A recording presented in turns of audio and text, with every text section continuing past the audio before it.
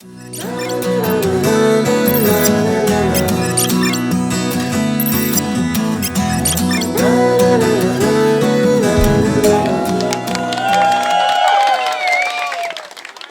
kita sebagai investor adalah dalam bahasa agama fikih muamalah disebut sebagai mujir. Mujir itu kita yang menyewakan. Nah, kalau kita menyewakan kan berarti kita pemilik ya. Mbah Wisdan punya rumah ya, dikontrakan kepada mahasiswa. Nah, itu adalah mahasiswa itu sebagai mustajir yang ngontrak. Penyewa ya. Nah, kita ya sebagai pemilik jalan tol itu yang kemudian disewakan kepada pemerintah.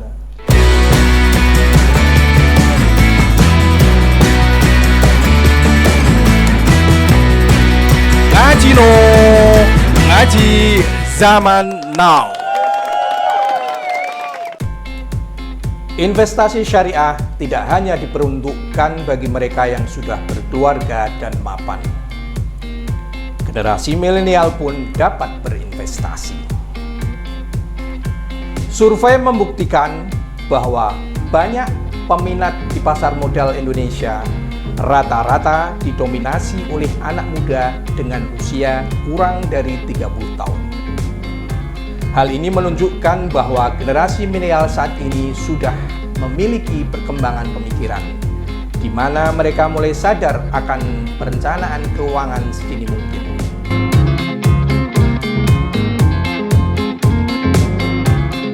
Assalamualaikum warahmatullahi wabarakatuh. Selamat datang di Republik Mayang. Pada segmen Ngajino ini, kita menyajikan episode khusus, yakni ngaji tentang investasi syariah. Teman-teman milenial yang ingin menjadi rich people, banyak cuan namun tetap syar'i, wajib menonton obrolan kita kali ini. Telah hadir di studio Republik Mayang salah seorang coaching investasi syariah. Beliau adalah Dr. Maksum MA MDC, salah satu DSN di Majelis Ulama Indonesia, Dewan Pengawas Syariah di berbagai perusahaan, dan tentu beliau adalah seorang pejabat di Fakultas Syariah dan Hukum Jakarta sebagai Wakil Dekan 1. Mas Maksum selalu sehat, bahagia, dan sejahtera ya. Alhamdulillah, Mbah Wisdan sehat selalu. Alhamdulillah. Semoga terus sehat dan memberikan pencerahan. Ya, penting itu sehat itu Mbah Wisdan ya. Nah, Kang, saya kira teman-teman dan sahabat milenial kita, nggak hanya milenial saya kira, Kang, mungkin post milenial ya, termasuk generasi Z juga boleh. Mereka sebetulnya ingin berinvestasi. Nah, kadang mereka kurang referensi soal investasi, terutama investasi syariah. Kang Maksum, Mas Maksum mungkin bisa menyampaikan kira-kira jenis investasi syariah yang cocok ya, yang menjanjikan, mendatangkan keberkahan dan cuan terutama ke kalangan milenial itu apa saja, Kang? Ya, Mbah Wisdan, saya kira ini pertanyaan yang ditunggu-tunggu oleh banyak milenial kita ya zaman sekarang, karena mereka itu sekarang usianya muda tapi pendapatannya sudah cukup besar ya. Dan ya termasuk saya, Kang. Saya ini walaupun wajah kolonial tapi sebetulnya mindset saya itu dalam soal ekonomi milenial, Kang. Ya. Saya kira betul ya. Jadi memang sebagian dari mereka itu ini duit mau dikemanakan begitu ya. Nah, karena itu kalau berpikir tentang bagaimana mengelola uang, salah satunya adalah dengan cara melakukan investasi. Nah, investasi itu tentu ada yang investasi di sektor real. Ya, ini yang sekarang sebenarnya banyak dilakukan ya. Tapi mungkin ini generasi yang orang-orang tua kali ya, atau generasi yang sudah cukup lama, atau pengen keteraturan dan apa bisa kita katakan sebagai stabilitas begitu ya. Stabilitas. Ya, misalnya investasi dalam bentuk membeli tanah, membeli rumah, itu ya, itu aset ya. Kemudian juga misalnya membeli aset-aset yang bisa dalam bentuk barang tertentu ya. Nah, yang kedua ya itu investasi di dunia keuangan. Nah, yang sekarang ini sebenarnya kalau kita melihat sedang gencar-gencarnya ini ya. Kalau kita melihat di televisi, media, massa, koran dan sebagainya itu kita banyak melihat ya. Ada investasi ya dalam bentuk reksadana ya. Kemudian dalam bentuk sukuk, obligasi ya, kemudian juga deposito, dan juga yang masih ramai juga ini investasi emas nih ya. Nah, ini menarik investasi emas itu menarik sekali. Ya, soalnya jadi saya juga ikut investasi emas kan, cuman masih sedikit. Nah, Mas Maksum, tadi Mas Maksum menyebutkan soal ini pertama ya Kak, reksadana syariah. Reksadana syariah itu sebenarnya gambarannya gimana sih? Kelebihan dan kekurangannya apa? ya, jadi investasi keuangan itu ada yang konvensional, ada yang syariah. Alternatifnya seperti itu ya. Jadi reksadana, saham, kemudian sukuk, obligasi itu ada yang syariah dan ada yang konvensional ya. Nah, kalau yang syariah itu tentu dia berdasarkan prinsip syariah tentu ya. Nah, bagaimana dengan reksadana? Reksadana itu adalah yaitu sebuah wadah atau kumpulan dari para investor-investor yang dia punya ingin investasi tertentu, maka dibuka yang namanya reksadana. Kemudian semua orang membeli yaitu reksadana tersebut, maka ini menjadi kumpulan dari sekian investor. Nah, kemudian kumpulan dari reksadana inilah yang kemudian diinvestasikan oleh yang namanya manajer investasi. Nah, kemudian manajer investasi akan mengelolanya, baik itu ke pasar uang, saham, deposito dan lain sebagainya, sesuai dengan pertimbangan dan kebijakan investasi oleh perusahaan tersebut. Nah, soal reksadana ini Mas Maksum, biar teman-teman milenial lebih paham lagi ya. Reksadana itu kan bisa dalam bentuk tadi saham ya. Itu bentuk lain ya. Bentuk lainnya. Ya. Soal kelebihan dan kekurangannya gimana? Soalnya kan anak-anak milenial ini kan dia jeli ya, biasanya jeli dan kritis gitu loh. Kalau gua naruh di reksadana itu kelebihannya di mana? Ya, berarti kalau begitu Mas Wijdan, saya kira perlu kita petakan beberapa jenis investasi tadi ya. Yang paling populer dan paling banyak tentu deposito ya, deposito syariah ya. Yeah. Itu di bank syariah itu tersedia ya, deposito bulanan, 3 bulan, 6 bulan, dan juga tahunan ya. Dan ini kelebihannya adalah sebagaimana peraturan perundang-undangan, deposito itu karena dia simpanan itu dijamin oleh LPS ya sampai 2 miliar. Ya, jadi kalau Mbah Wisdan punya deposito 2 miliar itu aman ya, tenang saja. Jadi tidur nyenyak ya. Nah, karena sudah dijamin oleh LPS. Namun kalau bagi milenial yang ingin mendapatkan tantangan ya dari sisi bagi hasilnya ini lebih tinggi atau lebih kecil ya, tentu di deposito ini lebih kecil dibanding yang investasi yang lain. Karena apa?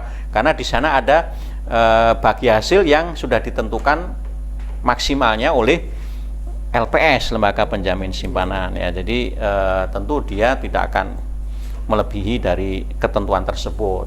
Tapi dari sisi keamanan ini aman ya. Yang kedua itu adalah saham. Saham ini sebenarnya surat berharga yang menunjukkan sebuah kepemilikan ya. Dan ini yang sebenarnya yang dari sisi ya tantangan dan juga peluang untuk mendapatkan return itu besar ya, cukup besar. Kenapa? Karena ini berkaitan dengan kinerja perusahaan tersebut. Dan yang terpenting Mbah Wijdan ya, kalau kita beli saham itu nggak usah capek-capek mendirikan perusahaan ya. Kita sudah memiliki perusahaan tersebut sebagai pemegang saham. Jadi bisa sambil rebahan dan sarungan ya kan ya? Iya betul. Jadi kalau Mbak Wisdan ini sudah punya saham misalnya di PT, katakanlah kita sebut ya, perusahaan yang cukup besar misalnya ya, misalnya Telkom gitu ya. Wah itu Mbak Wisdan kalau datang ke kantor, ini saya pemilik PT Telkom ini, apa lah? Saya kan pemegang saham, saya punya saham gitu ya. Nah hanya saja tentu karena ini menunjukkan berapa lembar saham kepemilikan, maka dia akan menunjukkan berapa persen kepemilikan saham tersebut. Nah Dari sisi kelebihan itu adalah karena namanya saham ini adalah terkait dengan kondisi makroekonomi dan juga kinerja perusahaan, maka dia bisa naik bisa turun sesuai dengan kondisi ekonomi makro dan juga kinerja keuangan tersebut. Sehingga ini dalam kondisi tertentu ini bisa naik, tapi dalam kondisi tertentu bisa terkoreksi ya. Nah, itu kelebihan dan kekurangan. Yang kedua, tadi yang ketiga adalah reksadana. Reksadana sebagaimana tadi kita jelaskan, dia adalah sebuah wadah perkumpulan dari beberapa investor, kemudian itu dikelola oleh manajer investasi. Nah, kita melihat bagaimana reksadana. Reksadana itu lebih aman ya dari sisi lebih aman, justru lebih aman ya, lebih aman dari saham. Dalam arti aman ini adalah dari sisi fluktuasi tadi. Kenapa? Karena kita melibatkan manajer investasi, yang tentu manajer investasi ini adalah yang sudah berpengalaman ya. Tentu nanti kita akan lihat kiat-kiatnya seperti apa ya, memilih manajer investasi. Karena kalau kita investasi di reksadana tapi kita tidak memperhatikan siapa ini manajer investasinya, itu bisa menjadi kuburan bagi kita ya. Nanti kita lihat seperti apa. Nah, kalau kita bisa memilih manajer investasi yang pas, yang kredibel, itu aman itu ya. Dan biasanya kita melihat ada namanya reksadana terproteksi ya, yaitu reksadana yang investasinya adalah di sektor-sektor yang pendapatannya relatif tetap ya, sehingga itu lebih aman. Lebih aman ya. Nah, yang keempat ini adalah sukuk ya. Nah, sukuk ini memang bisa jadi sukuk ini sukuk negara atau sukuk swasta ya.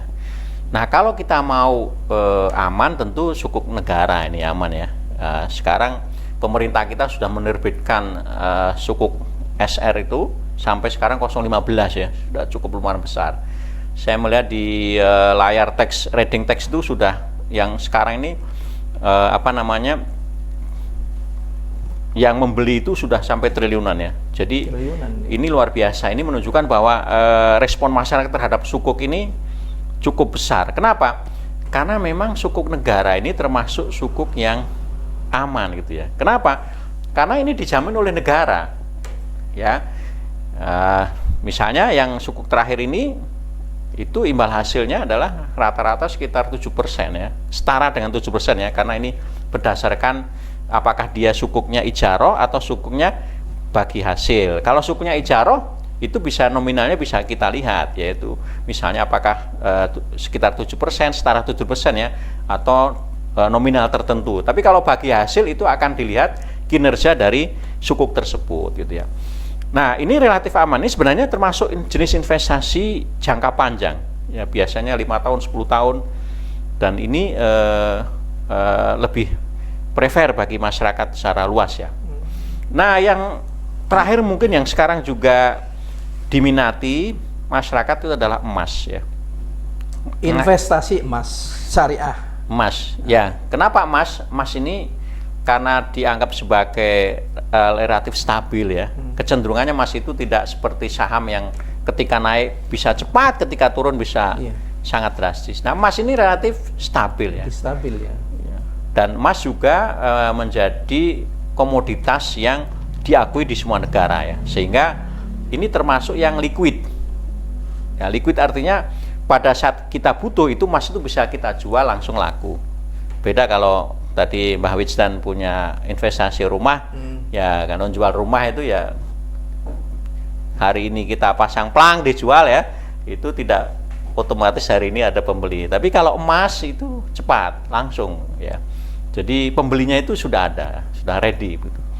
Nah, soal ini Mas Maksum, soal investasi emas. Mungkin teman-teman milenial pengen banget tahu nih, lebih menjanjikan mana investasi emas di bank? Kan sekarang ada bank tuh, bank konvensional maupun bank syariah itu buka investasi emas dibanding dengan di Pegadaian. Nah, gimana tuh Mas Maksum jelaskan ini? Ya, sebenarnya kalau kita melihat investasi emas di bank syariah ataupun di Pegadaian itu adalah ada dua skema ya. Pertama adalah kita menyicil emas. Nah, kalau menyicil emas itu adalah kita sebenarnya membeli emas tapi dibayarnya secara cicilan. Dengan sistem mencicil. Nah, kenapa? Kenapa pada mencicil? Karena mungkin kita membelinya emas dalam jumlah yang cukup besar ya, sehingga kita mengeluarkan biaya cukup banyak, maka kita cicil. Nah, kalau sudah lunas berarti emas itu menjadi milik kita. Nah, itu sebenarnya prinsip di dalam skema emas ya. Yang kedua sebenarnya bisa disebut sebagai gade emas ya. Gade emas. Gade emas. Gade emas itu sebenarnya ini bagi orang yang sudah punya emas, tapi dia butuh duit. Nah, dia gadekan emas itu di di bank atau di pegadaian. Nah, uang itu bisa digunakan untuk investasi yang lain.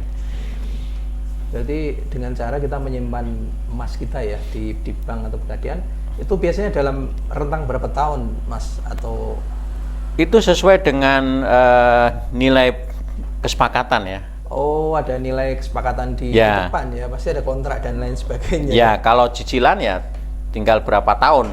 Kalau semakin pendek berarti cicilannya semakin besar. Oke. Terkait investasi Mas Maksum, ya ini kita bicara selain di bank, baik itu bank syariah maupun bank konvensional atau di pegadaian. Di 5 tahun atau 10 tahun belakang ini kan banyak sekali lembaga-lembaga nggak jelas ya, atau yang menyelenggarakan investasi emas. Sebulan, 2 bulan dia masih terima fee, terima keuntungan dari investasi emas, tapi pas bulan ketiga dan seterusnya tahu-tahu zong, ngilang. Nah, sekali lagi Kang Maksum bisa memberikan tips sebelum kita memutuskan untuk investasi emas. Ini sangat penting, harus didengar oleh ibu-ibu dan mbak-mbak atau teman-teman milenial. Tips paling aman sebelum kita memutuskan investasi emas. Ya. Apa saja? Jadi ini menarik ya Mbak Wisdan ya, karena namanya emas itu semua orang tertarik ya, menarik ya. Ibu-ibu, kaum milenial dan kita semua itu menarik. Namun yang harus dipastikan kalau kita mau investasi emas itu adalah pertama, emasnya itu ada dan lebih aman lagi emasnya itu tersedia atau stoknya itu di negara kita. Jadi kalau kita misalnya ada perusahaan yang menawarkan investasi emas, terus kita tanya emasnya ada di mana? Kalau dia katakan emasnya di negara Singapura, Cina atau di Kuwait atau di mana, itu kita harus hati-hati dulu. Ya, karena kenapa? Karena kita tidak bisa melihat fisik emas itu ada atau enggak. Kita tidak bisa membuktikan. Tapi kalau ada di negara kita, meskipun di Surabaya, di Lombok, di Aceh itu kita masih bisa kejar ya. Karena nggak mungkin emas itu dibawa lari ya. Nah itu harus penting sekali ya. Jadi kaum milenial, bapak ibu semua ya, mak-mak ini harus dilihat emasnya itu ada di mana.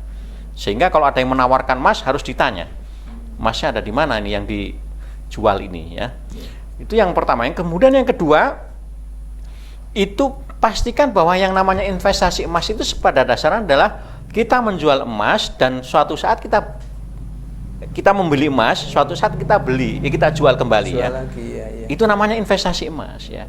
Sama seperti tadi saham ya, kita beli, suatu saat kita jual. Bedakan dengan yang namanya money game.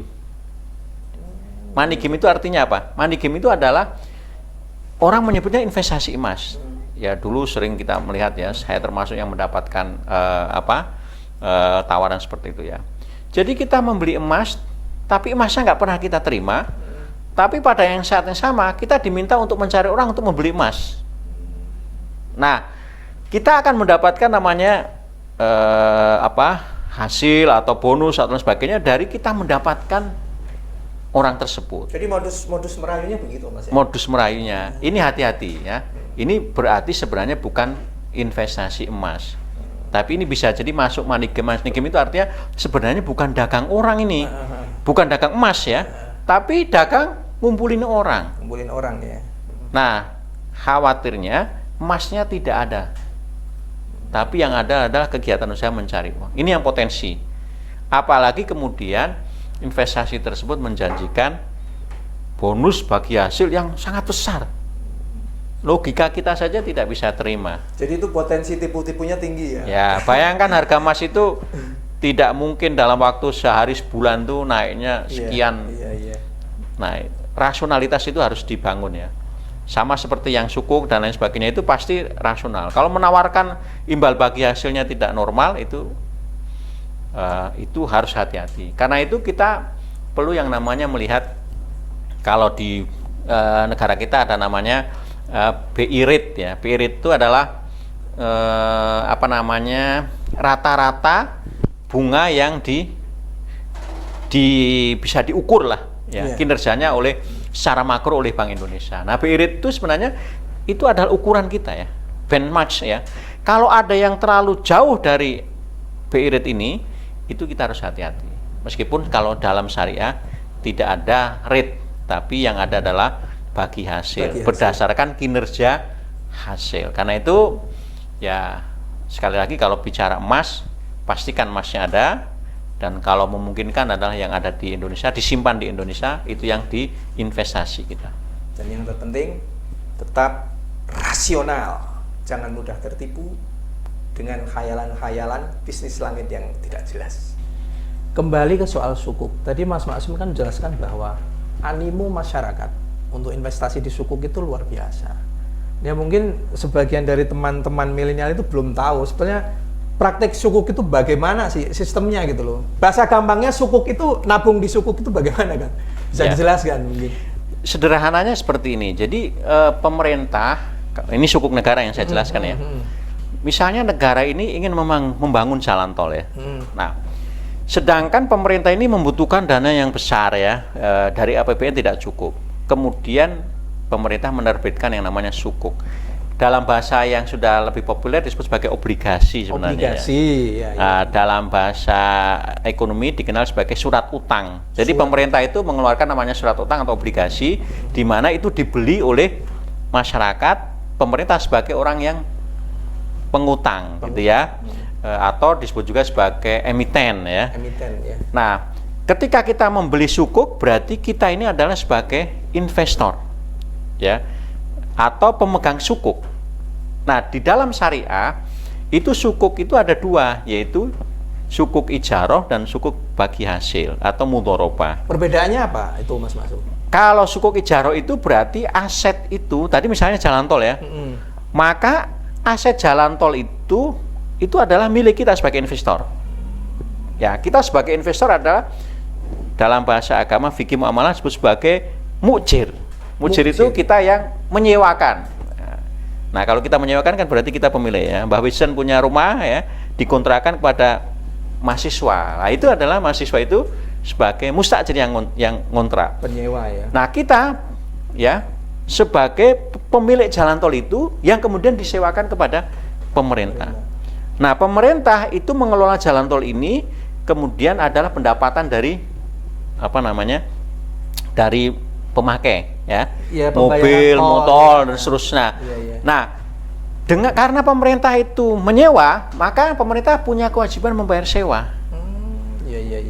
Tiap bulan atau hitungannya setahun. Nah, sewa itulah yang disebut sebagai kupon. Oh, istilahnya kupon ya? Ya, kupon itu dalam bahasa. Istilah kupon itu tidak hanya dalam bansos. Ya. Ternyata di itu sebenarnya sukuk ya, ya, kupon itu kupon imbal hasil itu namanya. Itu yang dibagikan kepada pemegang sukuk. Nah, karena ini pemerintah dan ini menggunakan skema ijaroh, maka pendapatannya itu bersifat tetap.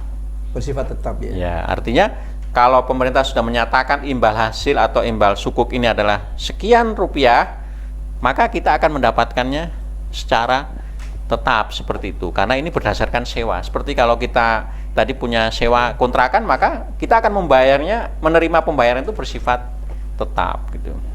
Pada praktek sukuk nih Mas Maksum, itu biasanya berapa tahun gitu? Kalau tol itu kan bisa 25 tahun sampai 30 tahun itu ya. Ya, memang tadi saya katakan sukuk itu jangka panjang, 10 tahun, 20 tahun. Namun demikian, kita sebagai pemegang sukuk itu kita bisa menjual. Oh, kita bisa menjual? Bisa menjual. Saham juga seperti itu. Reksadanya bisa kita jual ya. Menjual ke investor-investor lain otomatis. Ya, tentu investor lain yang akan membeli. Nah, disitulah sebenarnya selain kita ingin mendapatkan imbal hasil kalau di dalam sukuk, kalau di dalam saham itu keuntungannya adalah tadi. Pertama, kita mendapatkan dividen ya, kalau di saham. Yang kedua adalah ketika kita menjual saham. Nah, misalnya keuntungannya 2 kali. Ya misalnya Mbah Wesen punya saham tadi saya sebut di Telkom ya, itu 1.000 lembar saham.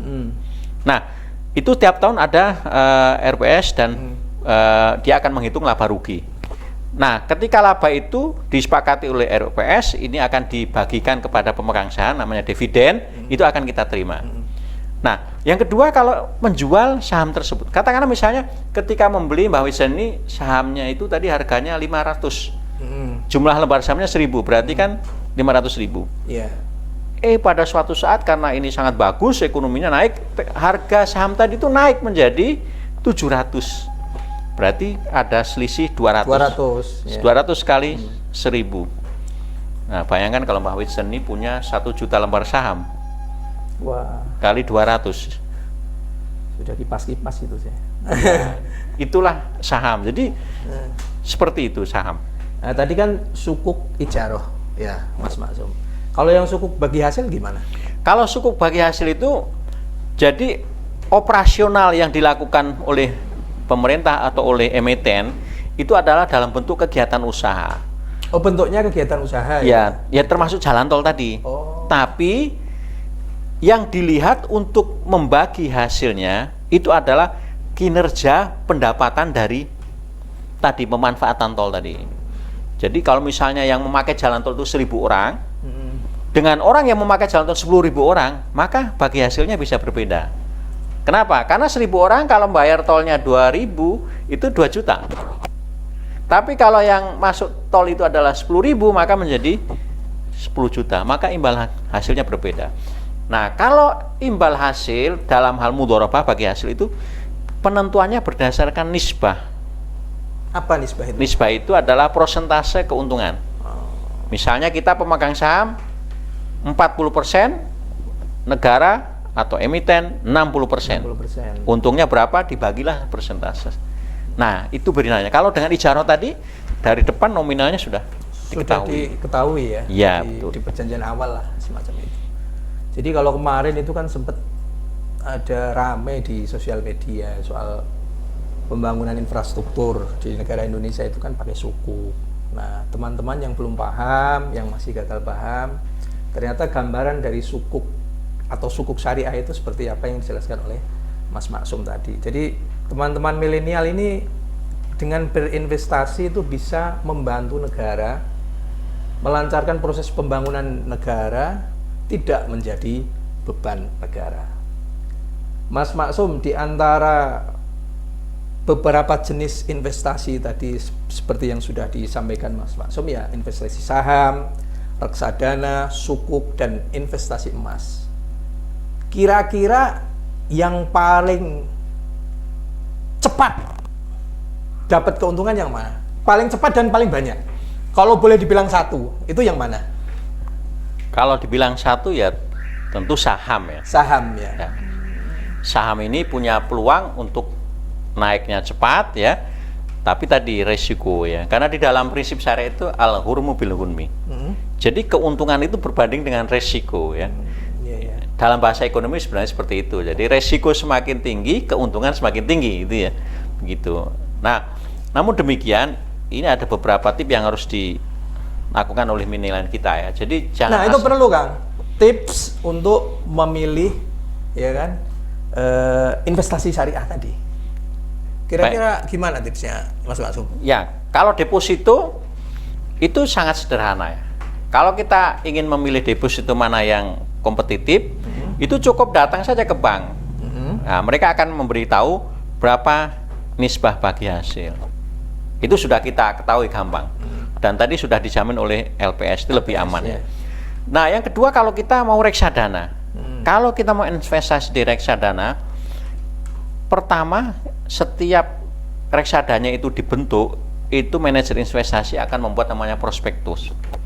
Prospektus itu semacam gambaran jenis usaha, perjanjian, nanti ada KIK-nya ya, perjanjian antara kita sebagai pemegang pemegang reksadana dengan manajer investasi dan juga perkumpulan itu sendiri antara pemegang saham. Nah, itu kita harus membaca ya. Harus dibaca prospektus. Ini jenis bisnisnya apa yang akan dibiayai, kemudian jangka waktunya, resiko-resikonya apa. Nah, itu semua harus dibaca. milenial jangan lupa ini harus dibaca, namanya prospektus dan kontrak kerja kolektif ya.